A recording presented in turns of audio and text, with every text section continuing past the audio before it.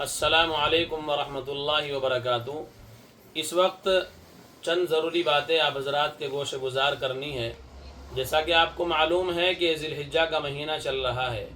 اللہ کے یہاں اس کے 10 دنوں کی بڑی فضیلت ہے اور بڑا مقام ہے۔ ان ذی الحجہ کے 10 دنوں میں کیا جانے والا ہر نیک عمل اللہ کو اتنا محبوب ہے، اتنا کسی اور دن میں نہیں ہے۔ نبی پاک صلی اللہ علیہ وسلم نے ارشاد فرمایا کہ ایک دن کا روزہ 1 سال کے روزوں کے برابر ہے، اور ایک رات کا جاگنا شب قدر کے جاگنے کے برابر ہے۔ دوسری بات یہ عرض کرنی ہے کہ کل ذی الحجہ کی 9 تاریخ ہے، 9 ذی الحجہ ہے۔ 9 ذی الحجہ میں فجر کی نماز کے بعد سے اور 13 ذی الحجہ کی عصر تک تکبیر تشریق کا پڑھنا ہر مسلمان بالغ مرد عورت پر واجب ہے۔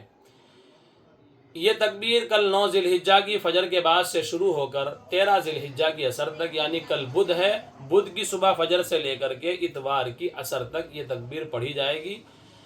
مسلمان مرد کے اوپر اس تکبیر کا 1 مرتبہ بلند آواز سے پڑھنا واجب ہے، اور عورت کا اس تکبیر کو 1 مرتبہ آہستہ پڑھنا واجب ہے۔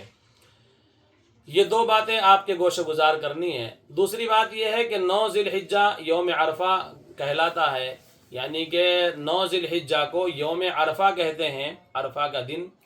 اس دن کی ایک فضیلت یہ بھی ہے کہ جو انسان یوم عرفہ کا روزہ رکھتا ہے، اللہ کے نزدیک یہ بڑا مقام حاصل کرتا ہے۔ اللہ کے نبی صلی اللہ علیہ وسلم نے ارشاد فرمایا کہ یوم عرفہ کا روزہ رکھنا 1 سال کے اگلے اور پچھلے گناہوں کا کفارہ ہے۔